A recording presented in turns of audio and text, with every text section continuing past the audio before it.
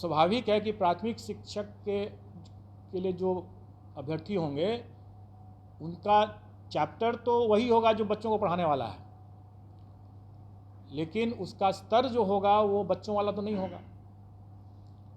उनका स्तर जो उनके लिए जो जैसे प्राथमिक शिक्षक के लिए न्यूनतम निर्धारित योग्यता जो है वो इंटर है।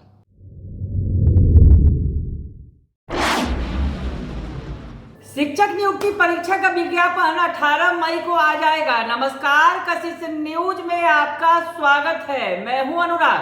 खबर बड़ी है क्योंकि शिक्षक नियुक्ति नियमावली जो 2023 जिस पर कैबिनेट की मोहर लगी थी, उसके बाद शिक्षक बहाली की प्रक्रिया तेज हो गई थी और अब मामला बीपीएससी तक पहुंच चुका है और बीपीएससी ने जो तमाम तैयारियां कर ली हैं। 18 मई को ये विज्ञापन जारी कर दिया जाएगा। जैसा कि अतुल प्रसाद जो है बीपीएससी के चेयरमैन, उन्होंने बताया है कि 3 दिनों के अंदर विज्ञापन जारी हो जाएगा और अगस्त में परीक्षा ले ली जाएगी।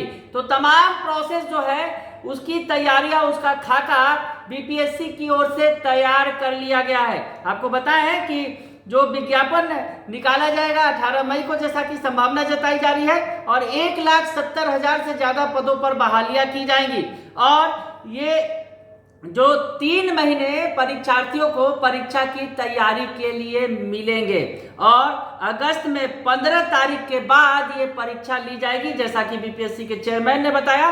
और उन्होंने ये बताया कि 3 श्रेणियों में प्राथमिक, माध्यमिक और उच्च माध्यमिक विद्यालय के शिक्षकों की रिक्तियां मिली हैं और इनकी बहाली की जाएगी। तो हम आपको जल्दी जल्दी में बता दें कि प्राथमिक शिक्षक कितने होंगे और माध्यमिक और उच्च माध्यमिक शिक्षक कितने कितने बहाल किए जाएंगे।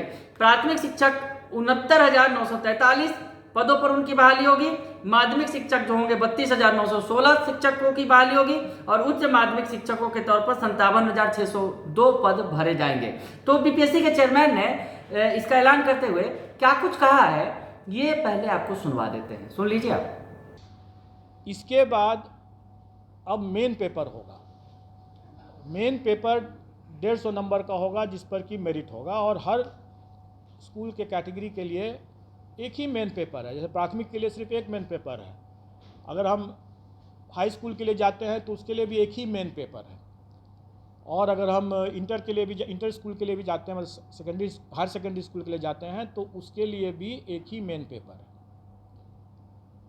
एक ही पेपर उसके बाद देना है। और वो अगर कोई अभ्यर्थी अगर तीनों श्रेणी के लिए अप्लाई करता है तो स्वाभाविक है कि उसको फिर तीनों पेपर देना होगा। अलग अलग दिन होगा लेकिन देना होगा तीनों। फिर मेरिट लिस्ट अलग अलग बनेगा क्योंकि सबके लिए अलग अलग वो परीक्षा है। अब रही बात कि जो भी 150 नंबर का जो मेन पेपर हुआ उसका कंपोजिशन इस तरह से रहेगा कि 100 क्वेश्चंस तो रहेंगे वही जो वो अपने विद्यार्थियों को पढ़ाते हैं, उसका टॉपिक, उसका चैप्टर, उसका विषय वो वही होगा जो वो अपने बच्चों को पढ़ाते हैं स्कूल में। इसलिए अगर ये जिज्ञासा है कि उसका हम सिलेबस में विस्तार करके दें तो मेरा ये कहना होगा कि बिहार एग्जामिनेशन बोर्ड का जो सिलेबस है बच्चों के लिए उसी को देख लें,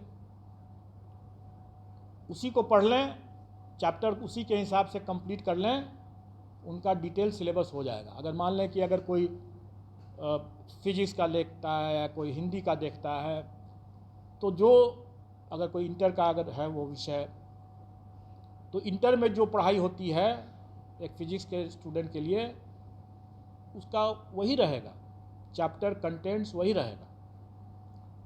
प्राथमिक विद्यालय में भी अगर जो बच्चों को जो पढ़ाते हैं शिक्षक वो वही रहेगा, कंटेंट वही, चैप्टर्स वही रहेंगे। मतलब सिलेबस का जो विस्तार, डिटेल सिलेबस की जो लोग मांग कर रहे हैं वो करना ज़रूरत नहीं है, क्योंकि अगर उसको देखना है तो अपने बिहार एजुकेशन बोर्ड का सिलेबस बच्चों का उठा कर देख लें और उसी की पढ़ाई कर लें।